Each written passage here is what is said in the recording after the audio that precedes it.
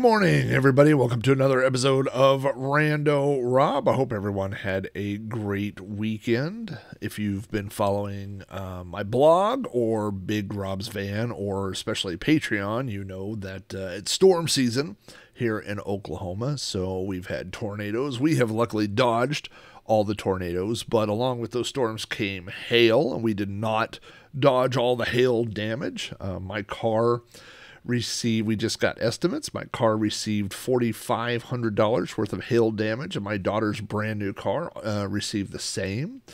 My car has 182 hail dents, and we just got the windshield replaced because it turns out golf ball sized hail will shatter a windshield. So it's been an expensive storm season for us, even with for the cars or the liability, but our house, the gutters, the air conditioner, everything has hail dents. So that's been a fun thing.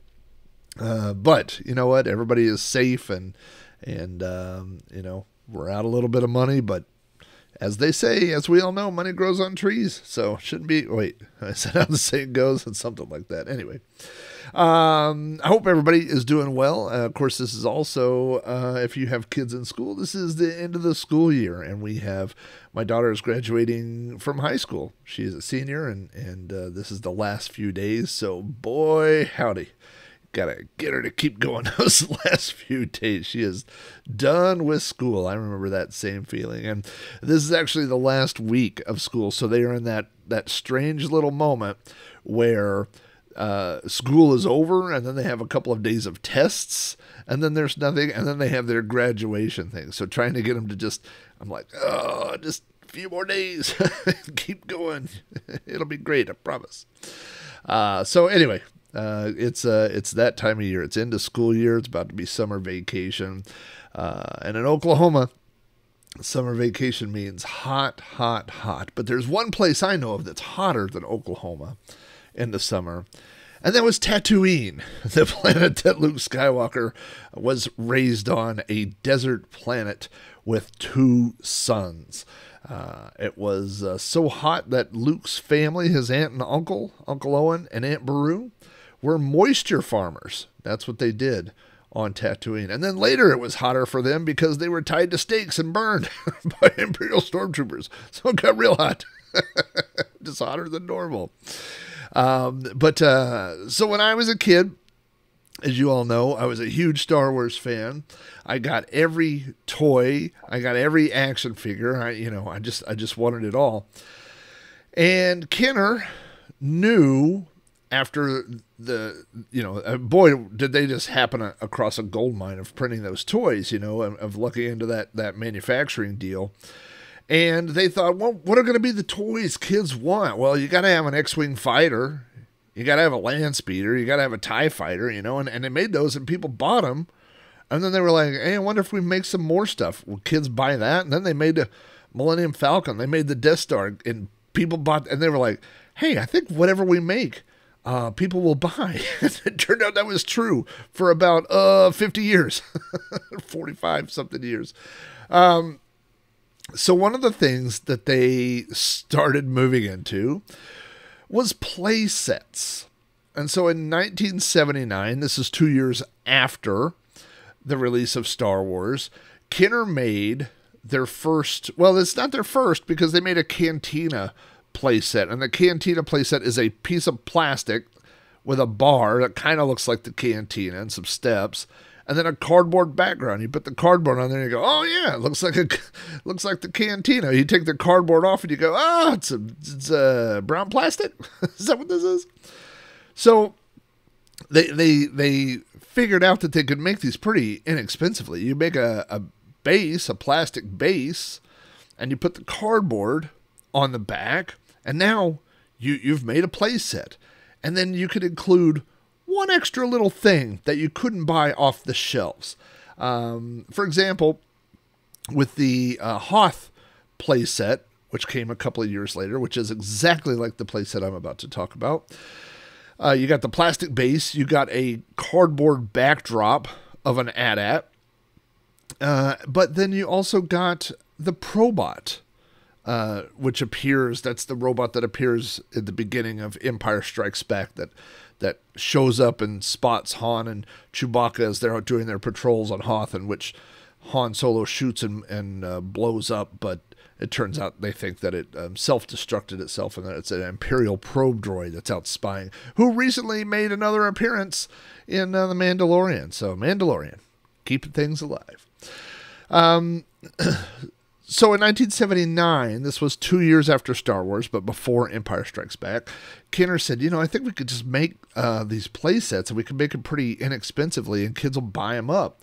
So you got to do a play set, but you got to include one extra thing, So they made what they called the Land of the Jawas playset. That is the official name, Land of the Jawas. And so when you bought the Land of the Jawas playset, you got a big brown plastic base, if you will, that had some details. It had tracks built into the plastic base where the sand crawler had driven over.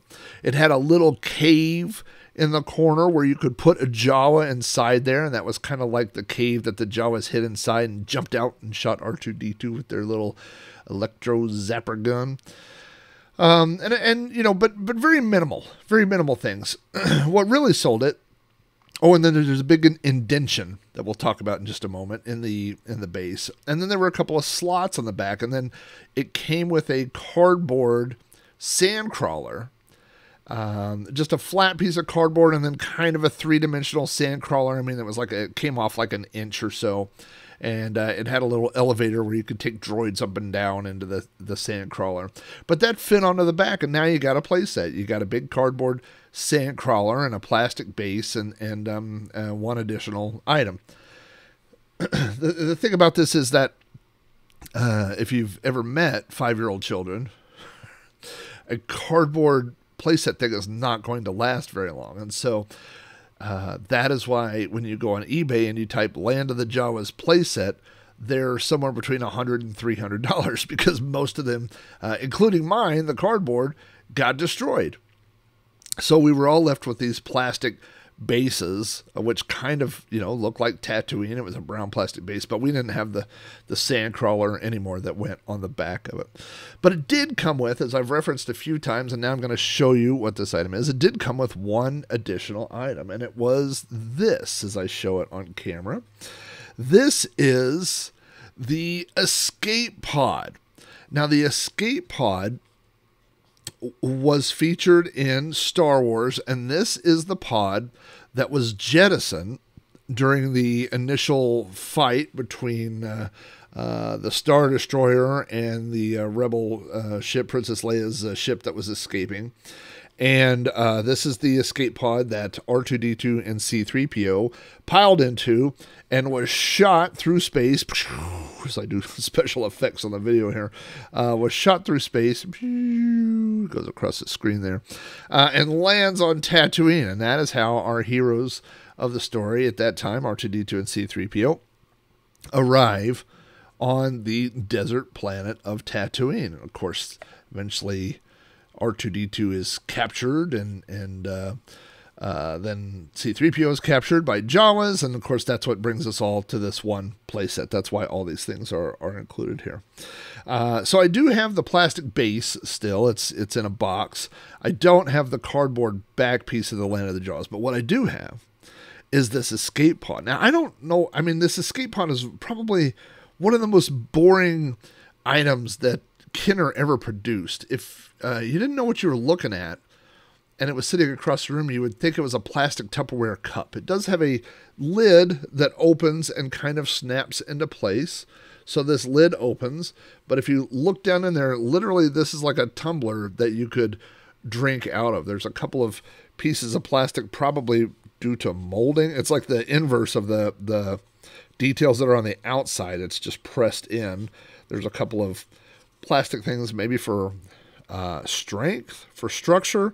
And then there are the traditional Kenner action figure pegs down at the bottom. So you could put action figures and have them stand up down there. But the details are pretty simple. There is a little window where if you put a character in there, they can look out the window. In theory, you can see the character, but as you can see with the lid closed, it's completely dark inside, so I don't know that you could see a figure. You have lots of little, what do they call them? Gimlets, just little details that were put into this. Little carvings on the side that make it look more like a spaceship and less like a cup for milk. And then on the bottom, of course, we see in the shot in the film, there are 4 little rocket jets that propel it as it goes from the ship down to Tatooine, and we have those little jets on the bottom. We also have a cutout on the top. Again, in theory, you could look down in there and see if there were figures in here, but it's so dark inside there that I don't know that you could see anything in there, to be honest with you.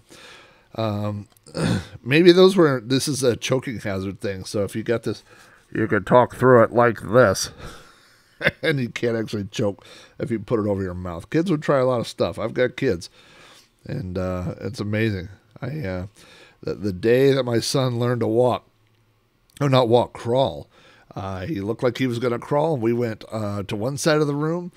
He left him on the other side of the room, and we go, he's going to do it. And he started crawling, and then instead of coming to us, he went right to an electrical socket and started trying to lick it. So kids will they'll try the darndest things. So maybe some kid, they were afraid he would put the lid over his mouth, and he would die on his way to Tatooine. So instead, you could talk right through the hole in the top here. And you kind of sound like someone else that I can't mention for copyright reasons. Okay, I could mention it. This is Darth Vader. Spoiler. It was Darth Vader. So anyway, I'm going to show you something else that goes with this.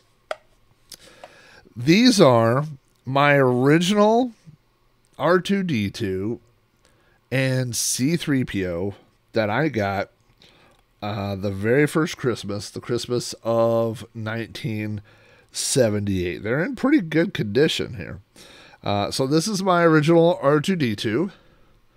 And the lighting is a little blinding here if you're watching the video. But a lot of these, the R2-D2, he had paint on his head. He has a clicking sound when you rotate his head. This one is in really good condition. And then it had a paper-based decal attached to his torso. And what happened over time is a lot of people got those wet, and then it would get yucky, and it would peel off, and it wouldn't be great. So you got R2-D2 there. And you've also got this C-3PO. Now, I have 2 C-3POs, and this is the better of the 2. And the reason he's the better is because he stands up. So this is my C-3PO, also from 1979. Again, he is in really good condition, all things considered.